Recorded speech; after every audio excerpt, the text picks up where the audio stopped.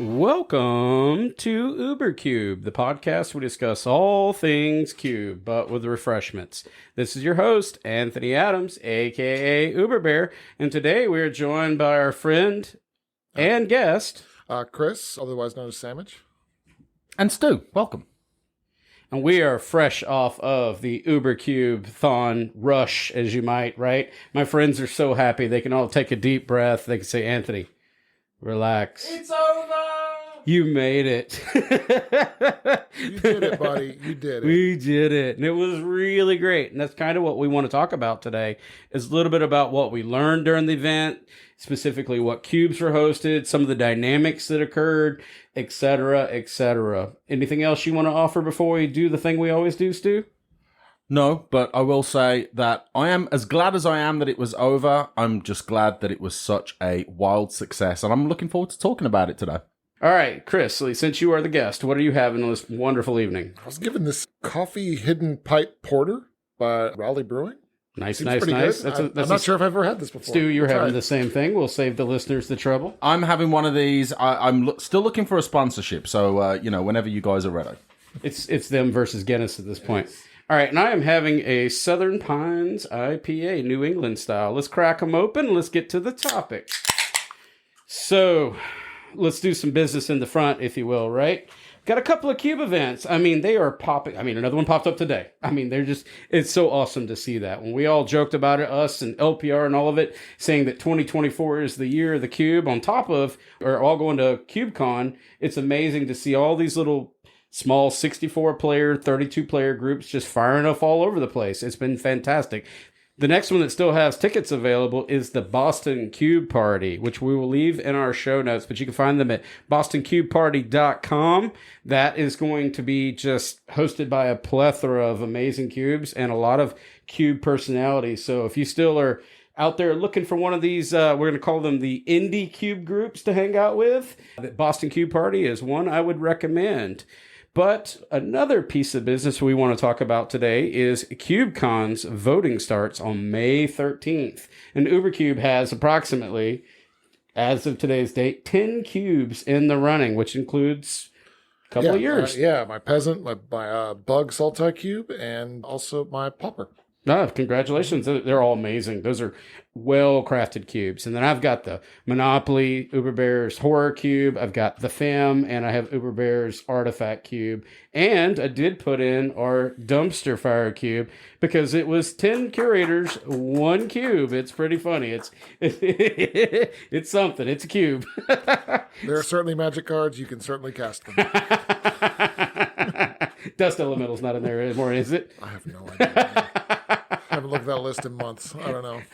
I did actually take the time to brush that one up and make it into an active real list. So I'm I think we do have a playable list now. It's pretty great. Good. The first iterations weren't. As they weren't. Whenever you, I know you have to check back those episodes. Whenever you let 10 individuals with 10 different design philosophies make one cube, you can imagine that chaos must ensue. I don't think you necessarily need 10 players with 10 design philosophies. You just need maybe 8 or 9 people who are willing to, stick a bunch of cards in there, and then you need a couple of people to curate it, right? It can become a community project, and I suppose the more experienced curators that you've got out there that can combine and contribute to the project. But I will say that my contribution was just, hey, here's a stack of a bunch of cards, take what you will, and then, you just did what you did with it, so well done. Yeah, I know we're kind of talking about the list that we submitted to CubeCon here, but what was interesting about that project is it wasn't for Chris, it wasn't for Stu, it wasn't for myself. It was actually to get some of those Commander players to jump over to the dark side of Cube, and actually it was entice them with the idea of designing their own environment and being part of a larger project. So if you're interested in what we're talking about, we do have multiple episodes, and I'm sure we'll have some in the future talking about the aspects of design, what it takes to basically the herding of cats with a water hose, if you will, right? Trying to get people to put cards in that make sense, archetypes, etc., power levels, bandwidth of the power levels. It was a whole thing. But I think the cube actually is in a fun place. It still represents like the thumbprint of those. So I was okay and quite happy to submit that to CubeCon. So we're putting that up for the I guess it's in the batting cage too. Yeah, So we'll that's see what totally happens. fine. It's on deck. But that's not what we're here to talk about. We're going to actually transition of a show, and what we want to talk about is it's going to be a part one, I guess, in a series that we're going to talk about the Ubercubeathon, or what I was calling it before, the Ubercube event, and what kind of worked, what didn't work, what we learned while we're there about our individual cubes and about the aspects of it. And we do have this absolutely amazing article or cube report that was left by our good friend Lincoln of the show, which I'll include it in the show notes. That is a must read, where they broke down their entire day, explained everything that happened, pros and cons, what they enjoyed about the event, etc. We'll talk more about that very shortly. And I will say, from my perspective, like, obviously Chris, obviously Anthony, you guys were contributors cube-wise as far as the event was concerned. For me, I was interested in it from a cube event organization perspective as well. Now, as Anthony mentioned, there's a bunch of these. 2024 really has been and is going to be the year of the cube. We've already had a few events. We're in May right now. We got more events that are going to be coming up through the rest of 2024, up all the way up to CubeCon later in the year. So for me, that was what I was most interested in, was what was this event going to look like? What was the organization look like? How did the flow of the day look like, right? This was all done on one day. And you got to squeeze in a lot on one day. You got to keep a lot of people happy. They paid their money. They wanted to get their value for their money, even though there was price support and all that kind of stuff. But we wanted to make sure that it was a fun event. So that's the kind of angle that I'm going to go on as we talk about it. Yeah, for me, it was seeing how two of my cubes performed, in all honesty. And it was neat to go through the process of handing out packs, kind of watching over people, as they're playing it. The funnest part for me was seeing what people drafted. Because at CubeCon with the Peasant Cube, I couldn't see what people drafted till way after. This, I got kind of feedback right as it was going on. And it was really neat to see. Yeah, getting that active feedback. We talked about that. Like, going back to even talking about CubeCon, just the type of dynamics and the personalities, the vibe of Cube. You go to a traditional, like, modern or a legacy grinder match where everybody's kind of laserized and staring and not enjoying themselves, sort of kind of in their own way. It's very insulated, very encapsulated. And I don't mean that in a derogatory statement. I'm just saying, like, they're not communing with the person across the table. It's more of a direct competition. Whereas Cube, it was more of, yes, you are playing against an opponent. Yes, there is money at stake. Yes, there is honor at stake. But however, I saw such and such, like, where they may have mistapped their mana, and they said, oh, yeah, that's cool. Go ahead and fix it. I understand. Go ahead and work it backwards. Because it was kind of more of that vibe of Cube that was really captured here. Yeah, it's like casually competitive. Yeah, casually competitive is a great way to put it. That's kind of what I've seen. And Cube players are to me, are unique. They play differently than others. They are more willing to talk to you while you're actually playing, right? Instead of just I'm going to be a robot. Yeah, I saw people giving advice. I'll give you a prime example. This was in the top 8, and this is going off the script heavily. But one of the coolest thing I saw in the world is whenever the top 8 had drafted all their cubes, someone announced, "I'm going for Storm."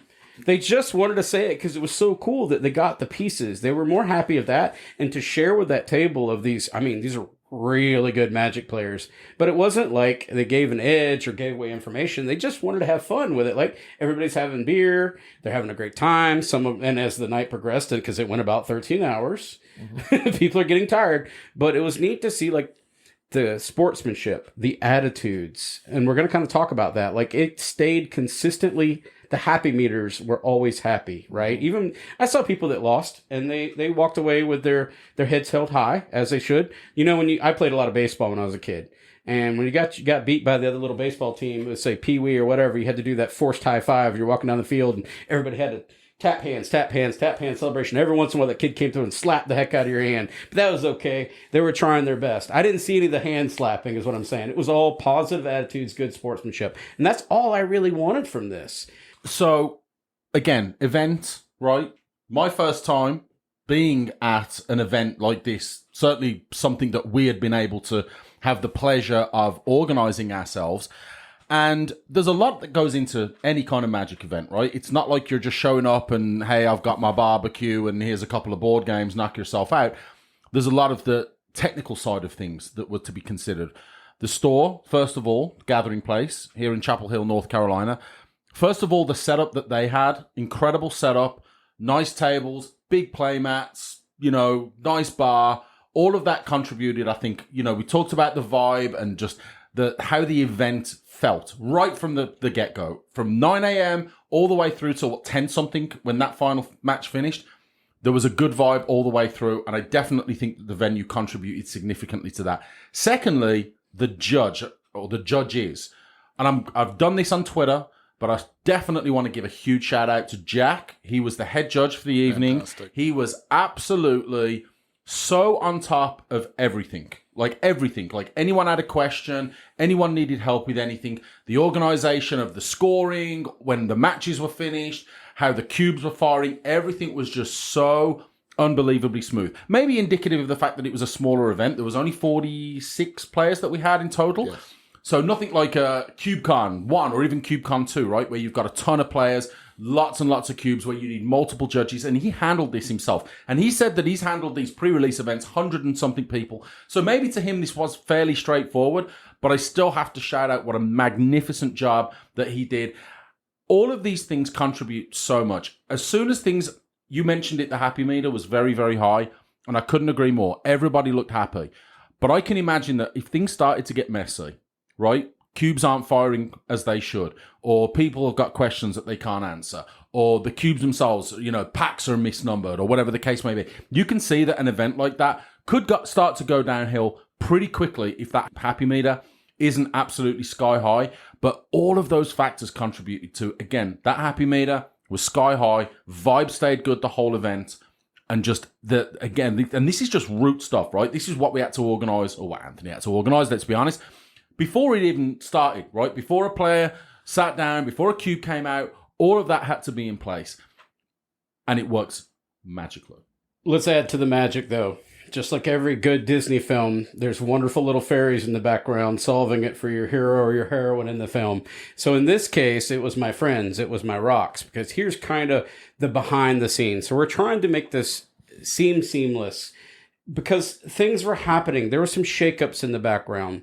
For example, the original goal was, and you may have heard me say this 1,000 times, was 64 players, and then originally it was going to be 8 cubes. I turned it into 11 cubes because I'm going to offer this piece of advice to anybody that's planning a cube event.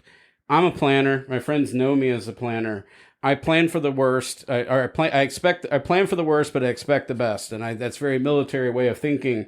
As in, I was actually had a plan based on number systems the best I could. So when it got to, hypothetically, I planned on 16, and I had a whole profile for that. I also had a plan for 64. I had one for 32. I had one for 40 something, 48 with some margins in there. That way I basically had like a cube curation map, whose cubes are getting slotted in, anything I could do to prevent chaos, because I had been, up until this moment, really trying to do this social media campaign. And forgive me for everyone for all the spamming and hitting all that, but I really wanted this to be a big thing. My total intent was to ensure that North Carolina got to see a great cube scene, and that they could also see more out of cube than simply just, no disrespect, but just MTGO powered vintage, right? I wanted to show something like yours. Like, what kind of cubes did you enter in again? It was my peasant cube, which is all the uncommons and commons, and then I have the my bug sultai cube, which is just those 3 colors,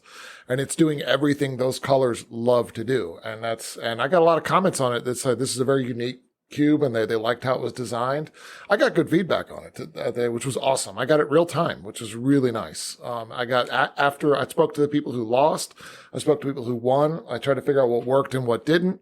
And I got good suggestions on cards. There's changes coming for it now because of it. Yeah, so what was interesting about this? So we kind of go to the store is opening, right? So we show up it's supposed to fire off at 9 a.m. We're there by 7:30 in the morning. And I've got the scheme, but we're doing a digital online processing system for tickets, right? That's how the store is running it. It's through their management system, through their POS.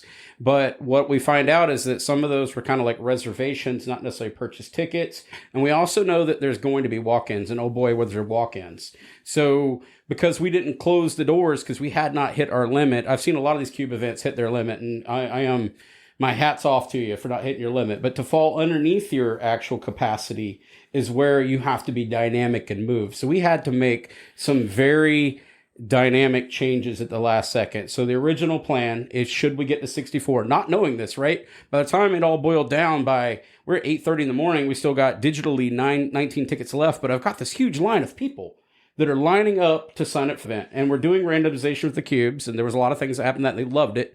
But it ended up just distilling down to, well, we've got 48, but now we're down to 46. So you can see where the math suddenly became very tricky, because originally the profile of the event was supposed to be 8 cubes, distilling down to 4 cubes, distilling down to 1 cube. So basically 64 down to 32 down to 8. That's the easy math, and that would be wonderful. And that makes all the breakers and ties and all that kind of just diminish. Well, we had to get fancy. And this is where Judge Jack and all of us had to call some serious audibles. And our good friend Kirby was part of this solution too. We're talking about it the night before. We actually had to go down to 6 cubes, down to 3 cubes, down to 1 cube. Yeah, if anybody just did that math in the head and understands what just happened there, you're talking about breakers, you're talking about ties. And then we had to enact a sudden death rule. And that one, if you could get more dissension in the room of people that didn't care much for that, but that was something we had to do behind the scenes as a solution. Right. Because, for example, by the time we rolled up to the top 8, we're looking at a breaker of 9 tied. Right. With 2-1 systems, right? Even though we're doing cumulative roll-ups from the first round to the second round, the math rolls up that we need a defined top 8 to go into the power cube. So we had to force basically a sudden death rule, right. Which in the sudden death rule, which is an old rule, and that's where Jack came into play because he ran events. We knew this was going to be a divisive conversation. And I feel like this needs to be addressed because this was important. It ultimately boiled down to the math of the cubes and not wanting people to have all these draws. But it did create a certain volume of feel bads. And also, as pointed out by our good friend Lincoln in the paper that I'll include, it does run the potential of slow play and basically deactivates those strategies that don't look at life totals. That is very much a prevalent idea. But you're talking about, we had to call an audible, and I'm not making excuses, within 5 minutes, do math to make it so we go from 6 to 3 to 1. So you can see the challenge in that, right? Every cube curator, every cube player out in the world should fully understand this. Even if you're not doing this for money or stakes or whatever in your homegrown situation, you know what it's like when you say, hey, everybody, we're going to have cube night tonight at our house. Everybody shows up, and then you get 7 players. That's the best. It's the best, right? So imagine that type of scenario, but at an actual event, right? That's kind of, and it's important that we address this because our intention wasn't to create feel bads, but to ensure that we had clean consistency going up to that top 8. And we did work this out. I know we're going off the topic here very heavily, but this is important. We were trying to solve this by, if you lost in the main event and you had money at stake, we did roll you up into our air quotes free zone with the paid ticket, right? Where you cubed, and then I loaded it up with packs and I gave everybody swag. I mean, it was back to that happy meter thing. Do you have any thoughts on that, Stu?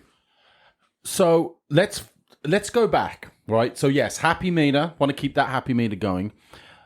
The reason why what you just mentioned is so important when it comes to the decision making for who wins and who lost and who loses, right? So this is a cube event. There are prizes on the line. There is pride on the line. And even though, as Chris mentioned, this is a casually competitive event, that competitive word is still in there. So people are still going to compete. They want to compete. And if there's anything that's more frustrating, and I don't know what it is, than when you're competing in any kind of discipline and there's something unfair that robs you in a way that you either didn't know about or some kind of mechanic that you feel is kind of stacked against you. And I will say that the way that this transpired in the event, I can see myself, maybe not now, I'm in my 40s, I've mellowed out a little bit. I can certainly see myself in my younger days getting really, really frustrated with the way that transpired, right? So to cut a long story short, the whole thing was based on life. So when those rounds go to time, it's based on life totals. And as we've discussed on numerous times throughout previous episodes and this episode, not every cube, and certainly not every deck, really cares about life totals. Chris, you're a bug cube. I think you've got maybe one or more archetypes in there that don't really care too much about the whole life totals there's thing. The whole self-mill winning with lab man, kind of thing. That doesn't care about life totals. No. It can win at one life, because it just does. Sometimes it just doesn't care. The storm deck does not care what your life total is, especially if you're winning through brain freeze or anything like that. So you can win at 1 life. The other person can be at 1,000, and it doesn't matter. But I can also understand how people's frustration, especially even if it is fair, in quotes, kind of thing, because it is a rule that they followed. It doesn't matter if it's the right way to do it, if they feel it's unfair. Yeah, I can't. But you can't control that. I can't control that. You can't control that. But understand that that's going to happen. No, I do. These kind of things. And you can't control everything. Not everyone's going to be super happy. But I feel like the majority, and I say the vast majority of people at this event, were happy with how it turned out. They were, and that's a great thing. Yeah. I would argue, right, because I'm always looking for, if I'm looking at it from the event organization perspective. Maybe there's ways to have different kinds of criteria per cube, right? Or even per match, if you know a match is going to time. Could you make the argument where you go up to the players and say, right, you're going to turns. What's the decider? What's going to be the decision maker for who wins and who loses, right? One person could be playing aggro and they could say, right, I think it should be who has the most life wins. The other person could be, as you mentioned, playing a self-mill deck or a mill deck. And that person could say, well, I think it should be who has the least cards in their library at the end of the turns. Then that person loses because that's my strategy, right? Is there really a fair way to do it like that? The fair way to do it is the fair way to do it is to make a decision and don't just make a decision and go with it. I'm going to argue. That's what you have to do. There is the fair way to do it. Yes. And it's play faster. Well, there is that. We have several players in our play group that I would suggest. Yeah, I will not name names. So to capture this idea, let's kind of take this from the top. So it was 6 cubes on round 1, and this is for anybody that's wanting to do this type of event. Again, I had to have adaptations. I mean, it looked like literally a football playbook when I was done marking this up. I had it on my laptop and I'm moving it around, marking stuff up and having to tell my friends that I had prepped them and or other curators that you're out, you're in, you're out, you're in. It was like literally me taking people off the benches. There was nothing I could do about that. And we did judge decisions, but it was all because the amount of players hadn't hit that maximum capacity ultimately, right? So we were forced to call audibles, but we were open and transparent. Everyone knew this going in. Like they understood that it would go to sudden death, etc. I mean, one player I was told, and I'm sorry if I chuckle a little bit, was killed by a top deck Beaumont courier, which is a little bit of like that's a warrior's death in my opinion. But I mean, they're in Valhalla. It's fine. Yeah. They took the 1 point and it was game. And I'm sorry that happened, but that kind of stuff. I mean, there's nothing I can do to avoid that because we're trying to manage a lot of people. It's very orchestrated behind the scenes. And trying to keep a symphony going and then keep everybody happy simultaneously. You can't please everybody. You can't please everyone all the time. And that's just how... So anybody that's wanting to do these events, just be prepared. Like, it's easy to say, I'm going to hit 64. And if everybody followed me on the internet, they know that I was grinding this to the last second. And it was very transparent that by the time the witching hour had hit on that night before, I still had 19 tickets still open. Unbeknownst to me, some of those were just reservations even. And some of those people, I know for a fact, because they were friends of ours, did not show up at the event throwing off the tally. So some of our friends had to step in and fill in those roles. So just to get these rounded out cubes, but everybody was really understanding. Mm-hmm. I guess we've went through all this kind of the worst case stuff, very topical, to let everybody kind of get a mental idea of what we're dealing with here. But ultimately, the vibes push through this. Yeah. Just the attitudes. Like people had a beer sitting at the table and I only had to check a few people a few times. I mean, it was a little minor stuff like, please don't put your beer on top of my cards as a marker for I didn't have that happen. I had that happen. I didn't have that happen. Please don't do that. Because I was actually kind of watching both tables with my 2 cubes and just watching them, because I was interested. And I will say this. One thing I did learn was do not buy dual mat sleeves for your cube. They will get destroyed. I don't know what it is about those. It might be a bad batch, but don't. Buy regular mat sleeves or another brand. Whatever. I don't care. We're not brand loyal here, but just don't buy the Dragon Shield dual mats. So the overarching was round 1, Uber Bear's Artifact Cube, Sandwich's Peasant, Uber Bear's Horror Cube. You're going to hear a mistake in a minute. I'm going to own another mistake. The Fun Cube, which was a store regular named Preston that provided that cube, and it was an amazing cube. Almost Legendary, and the Bug Sandwich. Those are the 6 in the first. Round 2. This is from the audibles and the last second kind of calls. This is where another mistake, and I will own my mistakes because I saw this happen and I'm like, oh God, I did this. Uber's Artifact Cube again in round 2. The Fey Cube and Bill's Pocket of Synergy. I called all this last second, forgetting in the chaos that was happening that I had put mine in the round 1. So unfortunately, some individuals, and I'm so glad they played it again. I don't know if that was a mistake, but I owned that mistake and they were cool with it. Anthony totally forgot that his cube was in round 1. Totally forgot. And we believe him on this show. Yep. Totally. I actually will say this. I actually did get feedback outside of this. Someone I work with knows people who were here at this event. And one of them played my peasant cube, actually. And they said, yeah, the guy running it was this really frazzled redheaded guy. So he was running all over the place and wanted it to go well. But they ultimately said they had a great time. And because the guy asked, he's like, did you see one of my coworkers there? I was like, I don't know who was that. He's like, it's a big guy with all the tattoos. And they're like, oh yeah. I remember. So I guess it's like he wasn't playing, but he was helping out. And it's like, but it was really neat to hear someone from an outside perspective. I'm sorry, I don't remember their names. I think it might have been maybe Spencer, maybe, I don't know.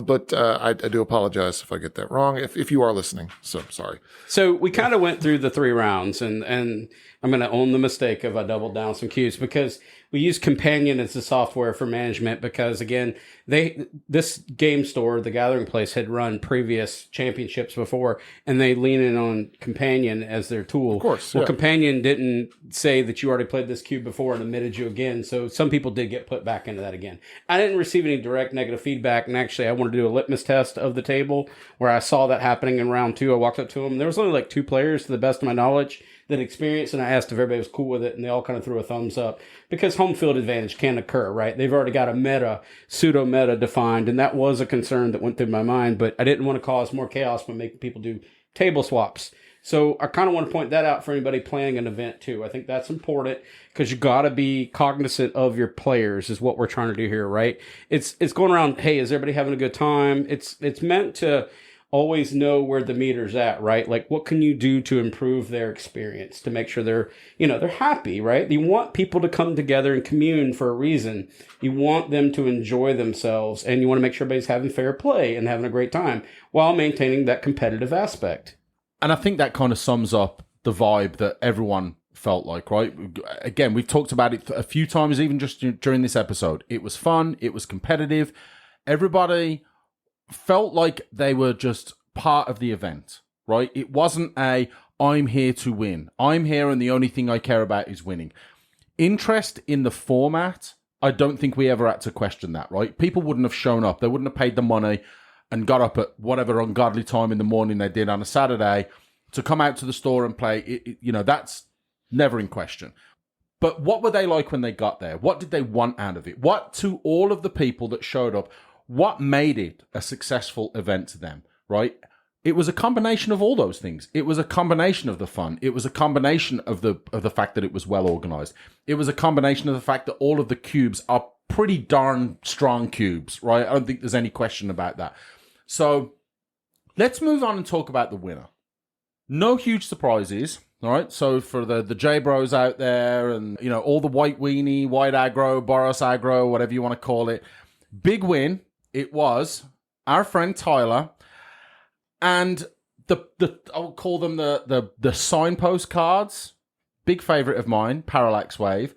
And Fallen Shinobi was like a big, huge part of his win. Kind of surprising because Fallen Shinobi is a strong card. It's a slower card, and this was an 8-player cube, vintage cube, and yours is a pretty high-power cube.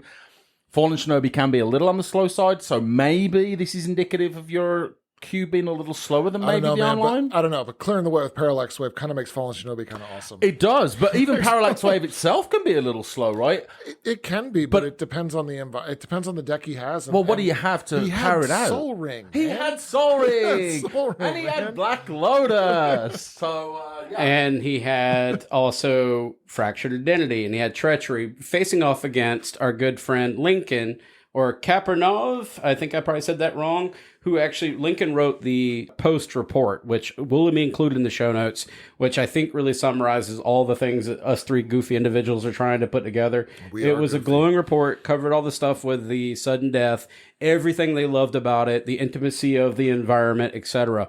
But it was interesting to see that Lincoln was facing with a known menace to the community, which is initiative, and fourth aerolingus.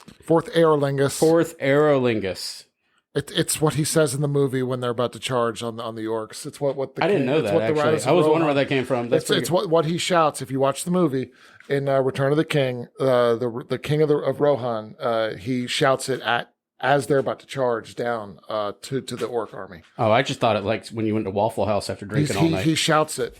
What was really cool about this situation is that Tyler had told us had never won a major cube event or any event at all. So the excitement level, the hype level was fantastic. And when I talk about Lincoln is an S-tier player. Like, I observed the lines. I watched it.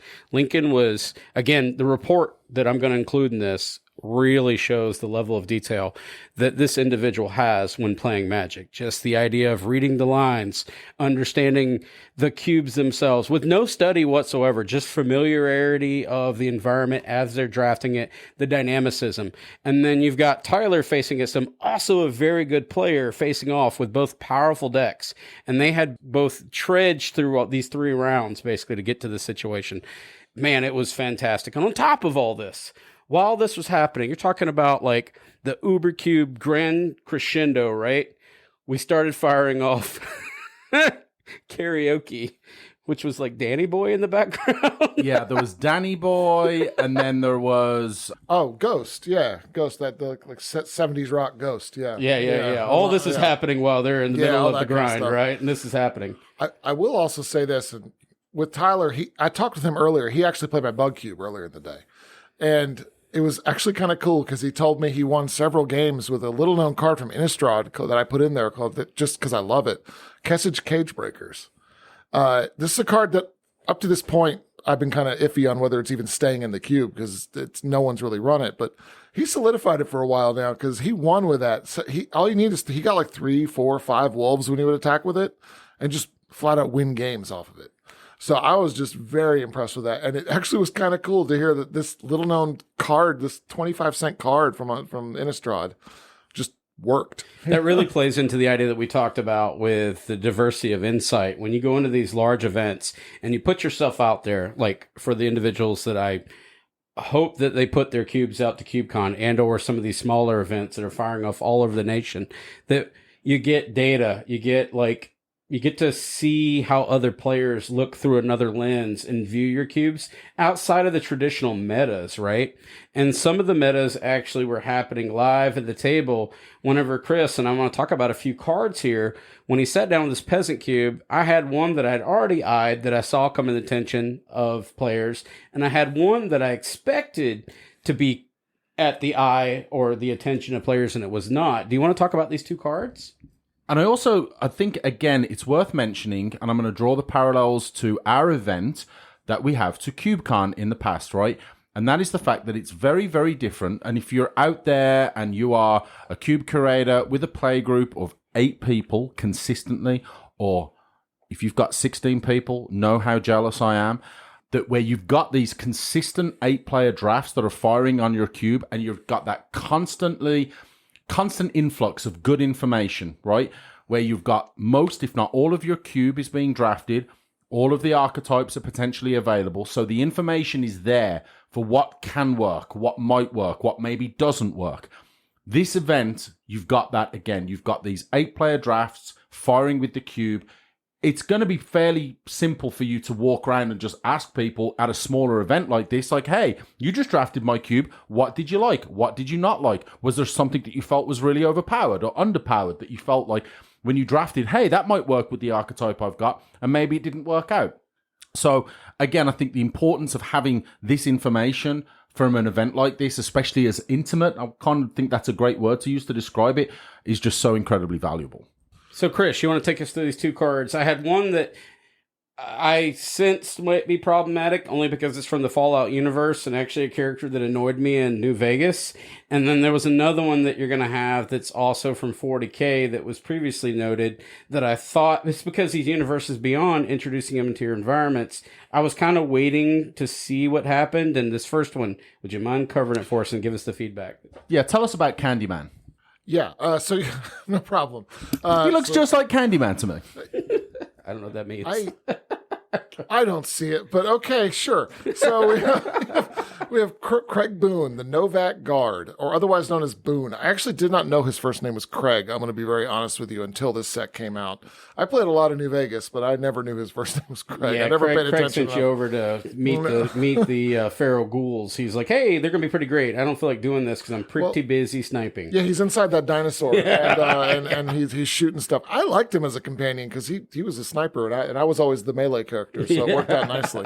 But anyway, so he's a Boros card, 1 and red and white for a 3/3 with reach and lifelink, and because good lord, yeah, 3 for 3 with reach with a lot of keywords, and so it has this other ability called One for My Baby. It's like whenever you attack with 2 or more creatures, he does not have to attack, put 2 quest counters on Boone. When you do, Boone deals damage equal to the number of quest counters on it up to 1 target creature, unless that creature's controller has Boone deal that much damage to them. Now, to me, this seems like a powerful card, but it seemed pretty innocuous. I didn't think a whole lot of it when I put it. I honestly just added it before this event. It's so Boros. It's very Boros. Because it's got the lifelink, which is very Borosy. The reach is kind of gravy, in my opinion. But the fact that you don't need to attack with that creature, and this has become a little bit of a theme recently, that you're getting this benefit from these creatures that you don't have to attack with, but you're getting these unattack triggers and unattack benefits. And now you're getting to either burn a creature out or just deal more damage to your opponent. I think this card's awesome. Yeah, it's because it's, you do 1 drop, 2 drop, boom. Then you attack with 2. 1 drop, 2 drop, boom. Boom, exactly. And then you get the 2 counters and you can shock something, but then it becomes a fire blast. Then it becomes more than a lava axe. It's just like so. And each time Boone is dealing the damage who has lifelink. So it's only really been through 1 draft. I'm not going to cut it You yet. should not, but it's on my watch list. Yeah, it immediately got flagged. I had already mentally flagged this one. So as I'm scrambling to get all these cubes together, I'm assimilating the list of cubes that are going to be presented to the players. So it was hard for me not to look at the list, myself included, right, and ask myself, what cards do I think might be, a problem, right? And there's a couple of these I feel like I got right and a couple I got wrong. But in this case, I identified that one. And as we're doing, because it's a smaller, more intimate environment here at this place where people are having drinks, it's casual, they're talking. Yeah. I was just asking questions, right? Absolutely. And this is one that I definitely got some feedback about. Like, this is crushing games. But okay, it's for the right reasons. We're going to go with games got to end, right? Yeah. And when you get down, though, when you go back, let's go back to that idea of sudden death, though. And now this creature has lifelink tethered to the idea of itself. You can see where it created a dynamic in that itself as well. Right. This thing's going to probably have to go through 3, 4, 5 more drafts to be a problem before I'll consider cutting it. I don't see it being a problem. To me, it's fine, but you got to have powerful cards. This one will draw you into Boros very, very easily. And in this cube, it's very good. And I think people want to see dynamic, powerful cards within environments, right? This is what people you get. It's funny, you got this one faction of individuals that say that like this card beat me, I don't like it, it doesn't seem fair. You get the other one that likes the haymaker. This is the reason why I went into Boros, right? And you're never going to satisfy every individual. It's just the way it is. I don't cut cards based on feelings. No, you don't. I cut cards based on the fact that this card might just be too much for this environment. Several cards that I love, but I've cut them because they're just not healthy. And it was a Universes Beyond. I mean, we have to say that, right? And it was also probably pseudo commander built to begin with. So it's absolutely built for commander. So there is always, because I've dealt with some of this too in my environments where these do when you take a commander-oriented card and then you introduce it into a 1v environment, i.e. fractured identity, etc., we can see where they play a lot more powerful than what they were intended to in a multiplayer aspect. I mean, the absolute example is Initiative. Initiative in a commander game. We've definitely played with it in commander games. It is not a big deal. It's really fun to play with, actually, because it bounces around all over the place. And Same it's really with Monarch, fun. all these. Monarch, I love love Monarch and Commander because it gets people attacking, and I love that. It's really fun. Sure is different from something like True Name Nemesis, as an example, right? Oh, absolutely. That's along the same lines. I mean, there's a commander card. That's commander maybe card. for me, that's one of the poster children for a commander card that's just very, very average at best in a commander environment, and yet completely busted at times in a 1v1 environment. Because a 3-1 unblockable, I'm going to be honest, doesn't do a whole lot in a commander game. But in a 1v1... It's devastating. Because it can wear pants. It can wear pants very well, and that power suddenly goes way beyond 3, and they can't handle it unless they got some sort of special wrath. So the next card that I was actually watching, because as I'm doing the Bumblebee thing around the room, and I want to know, like, my predictions hold true, it was Trigon Prime, which you didn't get a squeak about, but Trigon Prime is for 2 colorless, and Simic, you get a creature Tyrannid, Subterranean Assault. When Trigon Prime attacks, put a 1/1 counter on it and 1/1 counter on up to one other target attacking creature. That creature can't be blocked this turn for a 4/4. Yeah, this card's always on the watch list. This was watch list at forever on the watch CubeCon. list It was flagged at CubeCon. Yeah. So my expectation is that I'd hear either Judge or someone flipping a table, and it never quite happened here over this particular card. Like, in all honesty, it may not have even been in the draft. I don't think. Who knows, know. right? Because you do run a larger list. Yeah. So that is the I possibility. run a 450 list, so it might not have been in the draft. But like I said, this one, it's very strong. But I need cards to pull people into Simic. I'm going to be brutally honest, because Simic isn't as popular in this kind of cube for whatever reason. All right, let's move over to the artifact cube. Anthony, I mentioned this during the event itself, and I'm going to state this for the record for this episode, right, and for future episodes when we bring it up. And I've regularly mentioned this before, that your artifact cube is likely to be your most technically demanding cube, right? Going past the vintage cube or any of the others. And one thing I will say is that I believe this is the most polarizing cube that you have as well. It's not going to be the first time that the event that someone said this. They really, really disliked the artifact cube. They disliked the playstyle, they disliked the draft, they just didn't vibe with it at all. I feel like there's some lessons to be learned from having an 8-player draft of any cube, and normally you're looking at what cards are good, what cards people like, what cards are disliked, what cards are powerful, what cards are underpowered. How, if at all, has an opinion like that? Do opinions like that change maybe your approach to the cube in general? Because this has been a cube that you've taken a great deal of pride in. This has been a cube that's been to CubeCon, both years of CubeCon, right? And definitely it's seen that polarizing opinion be reflected by other players as well. I don't know. Tell me what you feel about it. So I take it with a grain of salt. Like, this is a very technical cube. I would say that this is not a first-timers outing of cube. I would go so far as to say that if you're playing in a competitive aspect, but you haven't played a very powerful environment, because this isn't an on-rails cube by any means, right? This cube thrives with very technical... It's a lot like your bug cube. Like, I struggle in your bug cube for similar reasons, because the bug cube is very technically demanding. And I could see if someone didn't want to like it because it doesn't play to a lower... I'm trying to be soft with it, but if they're not a really complex Magic player, or they haven't... It's not noob friendly. It's not. And I never wanted it to be noob friendly, because I didn't want... The power bands are stretchy, right? And I didn't want this to be noob friendly, and it's intentional. But if they sat down and it was they're really kind of a turn creature sideways type of individual, I'm just going to say it.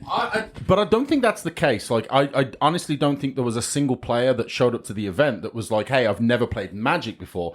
You could certainly argue that maybe if you're someone that plays very much on the competitive side, and that, I have a deck or a couple of decks that I play, and I'm really focused on being able to play these decks well. And if you're playing 60 card competitive, you've got to know two things. You've got to know your deck inside out, and you've got to know everybody else's deck inside out that you expect to play, right? And that goes for any kind of event. You're playing a modern event, you're playing Legacy, you're playing Vintage. You've got to know your deck, and you've got to know what you're up against. It's very different with Cube, right? Because there's that dynamism about you've got to know not just what deck you're trying to construct, but you've also got to understand the other decks that are possibly out there in again, this casually competitive environment. But those players were good players, and they understood. I don't think there was players out there where the technicality was beyond them. Maybe it was, maybe it wasn't. I don't know. I will say that the feedback I got from the individual, he seemed like he was a pretty technically competent player, right? So I don't think that it was, he didn't like it because it was too complex. Certainly, I don't think that was the case. I just don't think he liked the vibe of the cube, and that's okay. Absolutely not. What I would say to that is the person didn't like the cube, okay? Correct. So you basically take that feedback with a grain of salt, because you can't understand. Maybe they were having a bad day that day. Maybe there's other things in their life that's going on that you can't control. That, and they just might not, the draft may just not have gone their way. And, and it happens. Sometimes I have bad drafts, and it happens, and you cannot let something like that deter you from what you're doing. You're always going to have detractors. It does not, especially, I'm sorry to say, Anthony, you have really put yourself out there. You're going to get negative feedback. It's going to happen. You have to accept it. It doesn't mean first of all, don't hate them. Absolutely not. They have a right to their opinion, and they have every right to not like your cube, just like everyone has every right to love everybody's cube. I don't want you to get defensive on this. I personally love the cube. I think it's very fun. I like it for its technicality. That's one of the reasons. Now, am I good at drafting it? Hell no. I am not good at drafting this cube. But I have fun every time I play it. I try different things all the time, and that's how I work this cube. And, and they don't always work. As a matter of fact, the majority of the time they don't always work. But I always have a good time. But the thing about it is, this person, it's okay. Their opinion is valid. Like you say, it's just one person. And I think that's the takeaway from it is this was an event. This was something that Anthony has submitted his cubes for, right? Labors of love. Not everybody is going to like all the works of art that you put in there, right? There's people out there who probably don't like the Mona Lisa, as crazy as they may be. But for your contributions to this, I think that's a good lesson for any curator, that you're going to get that negative feedback. You're going to get people that don't like your cube. And it doesn't have to necessarily be negative feedback. It could just be that they didn't vibe with that it wasn't something that they fell in love with, and that's okay. So I actually want to talk about the ethos of the artifact hate that actually happened in CubeCon #1, right? We've talked about this ad nauseam. The collector oaths, all these things, right? The overarching idea of artifact destruction, the anti versus artifact environment that I originally constructed. That has stuck to the play styles through word of mouth. We had players show up, and it's actually in the report, where it was, communicated that Selesnya is the known package. And in this instance, ultimately, Selesnya did take that grouping for this individual, Lincoln. But I will counterpoint that I have strongly cut back, like all the disenchants and naturalizes. I have brought them all the way back. So it is necessary. It is a tool to have a Manglehorn, a Lauren, and a Knight of Autumn. That is very prevalent. However, something that I have noticed over time as I have transitioned from artifact removal hate, if you will, right? The necessity to actually grab the traditional murder effects, the hard kills, because my creatures have kind of pushed away from that idea where you have to have more of those type of cards, right? To get through that, to navigate this atmosphere. And I've also increased the blue aspects of the cube, so counter magic and all that's prevalent too.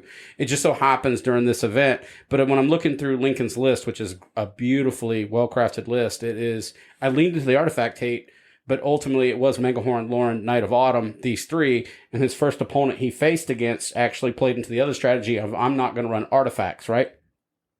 Every time we do this in a large capacity, I actually pull it back a little bit more, and I'm looking at a little bit more to come back. But it's interesting that the All-Star cards, Tireless Tracker, Grafted Wargear, and Wormcoil Engine. And then the didn't get theirs was the Great Hinge, which was labeled as a Windmore card, but I've seen or Goblin Welder decks pull that through nicely. I put stuff in there for the Windmores, but also for the big splashy plays, right? They're in there to be that, like Bolas' Citadel and stuff like that. They're not necessarily the best lines, but they're in there for the splash, if you will, right? The SeaWorld splash.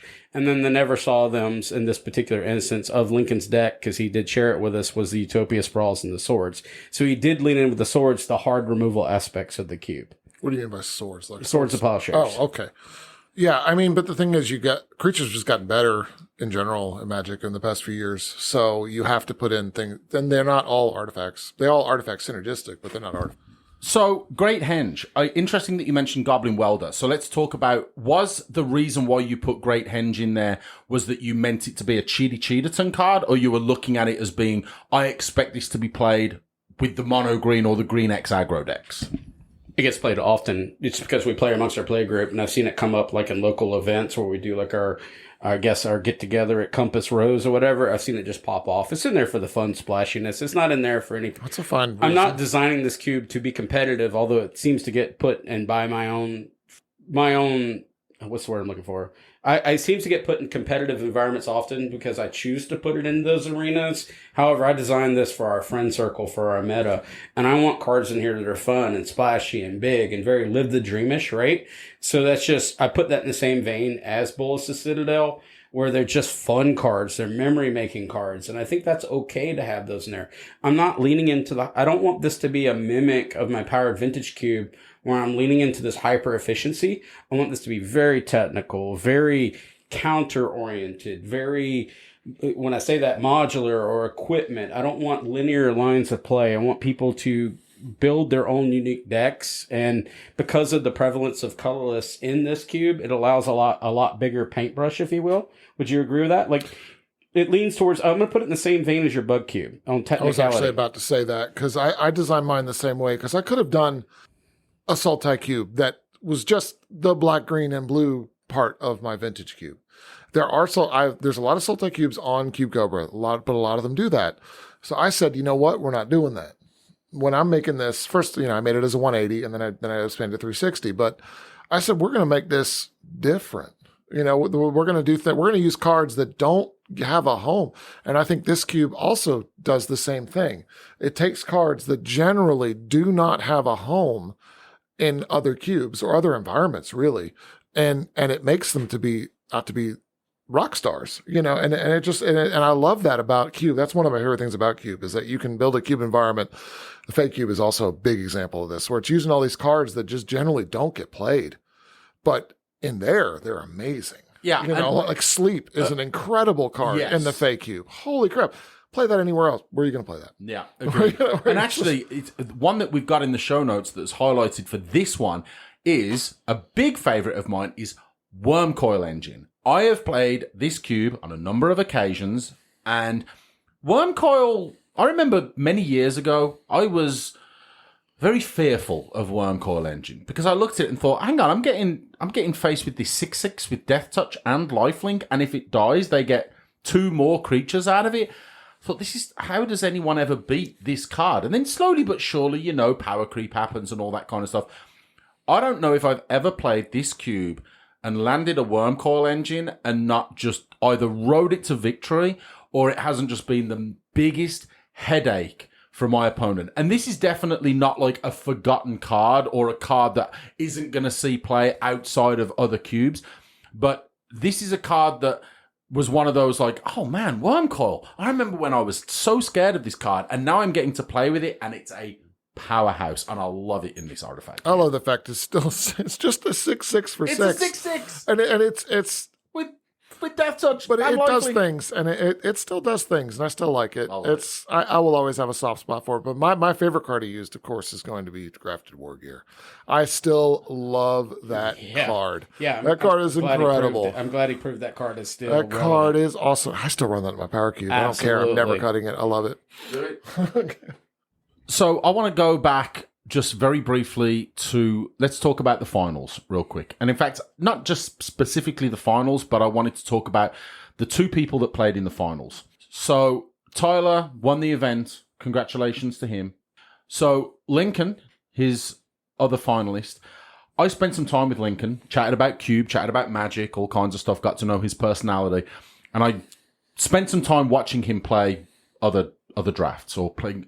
I spent some time watching him play other opponents, specifically in that fight in the last Cube. It's card quality. I watched him play, and I watched him play against someone who had a good deck. And I said, show me your deck, because you just steamrolled that guy. And I kind of had an eye on what was going on. And I said, you know what, your cards are just much better than his cards. That's it. That's what won you the game, right?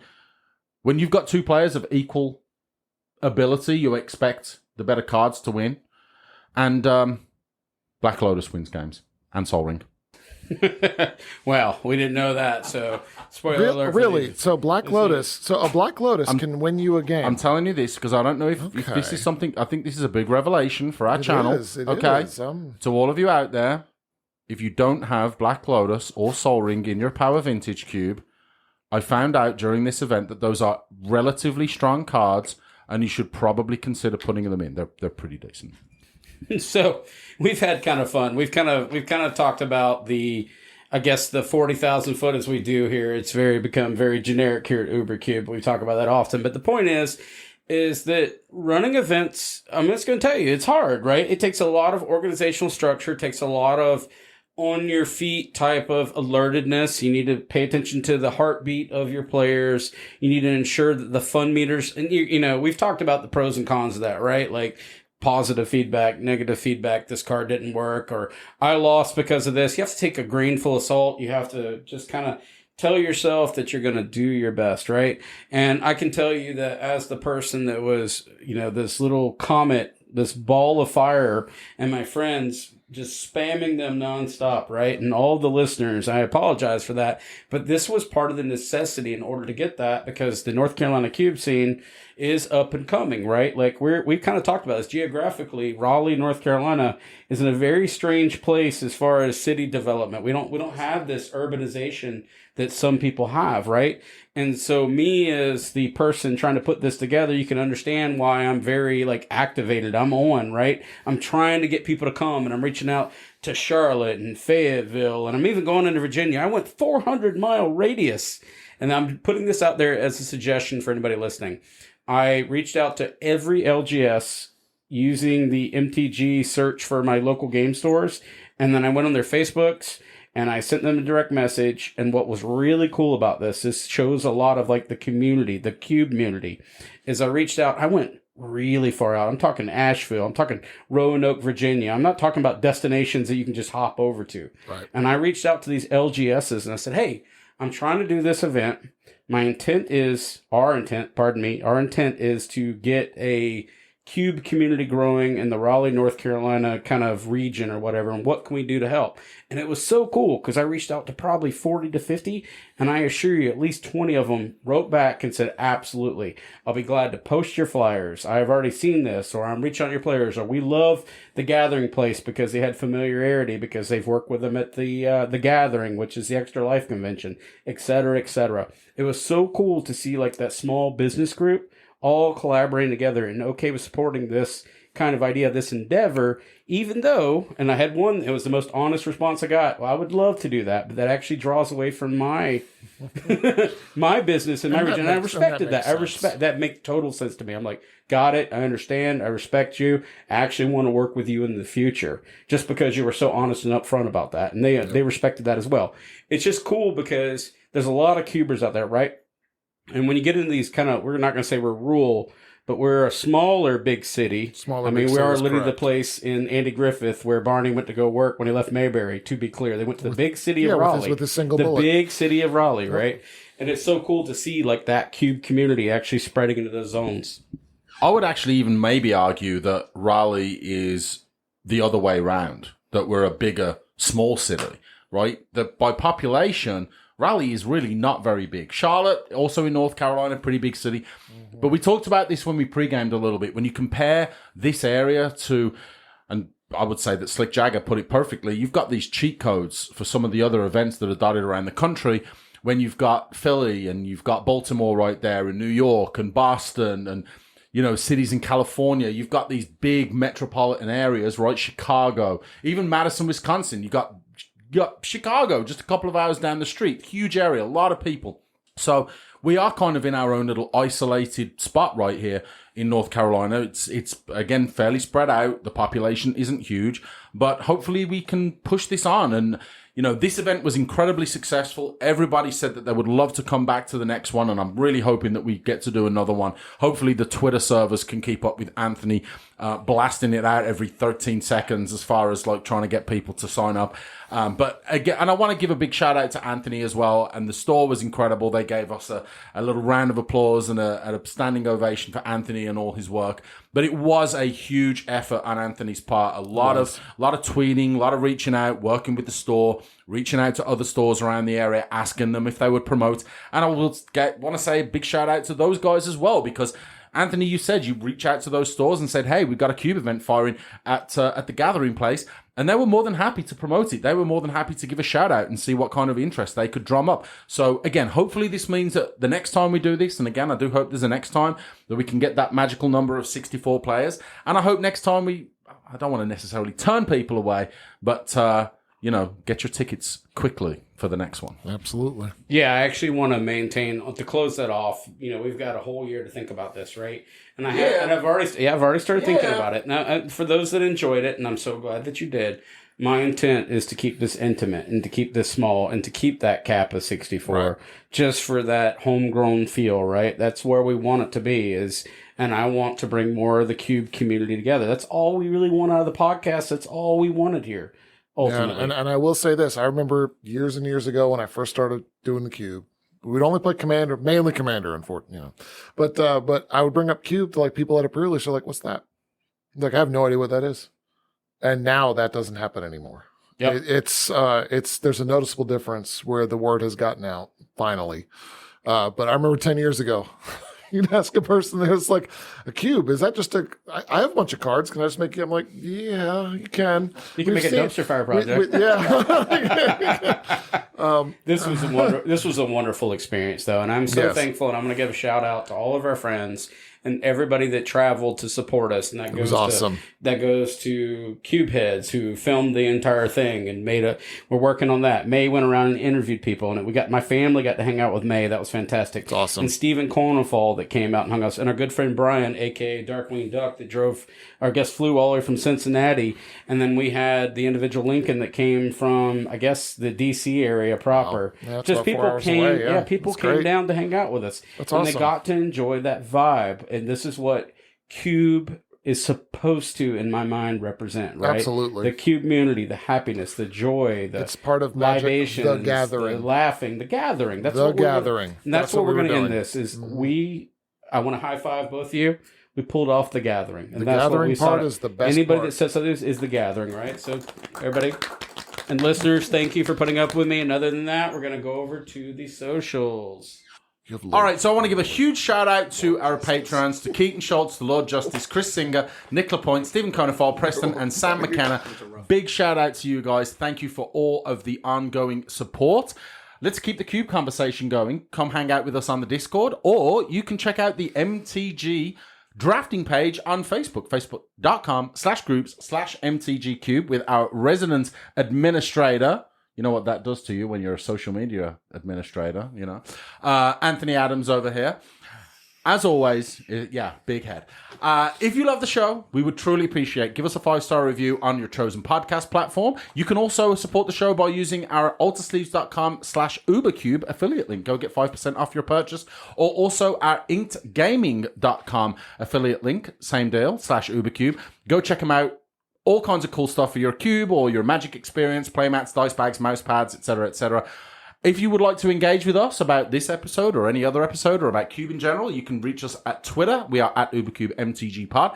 You can also reach us at email if you've got a longer question about either the podcast or about a cube or anything else. You can hit us up at UberCubeMTGPodcast@gmail.com. And if you have questions on how to run an event or what to do or what not to do or all the above, reach out to me. And I reached out to my friends, and I want to give a special thanks to Dan Loop, who actually helped me out with navigating this situation, and others, J-Bro, etc., that gave me advice to help me traverse this. So feel free to reach out to me. I can tell you what went right, what went wrong, and how we went about it. And I'd love to see more of these firing. I mean, we're seeing more. I want to see more. Absolutely. Hey, if you North Carolina people, we'll happily show up to your event. Absolutely. And we're going to do what we always do. And we're going to say, Happy Cubing!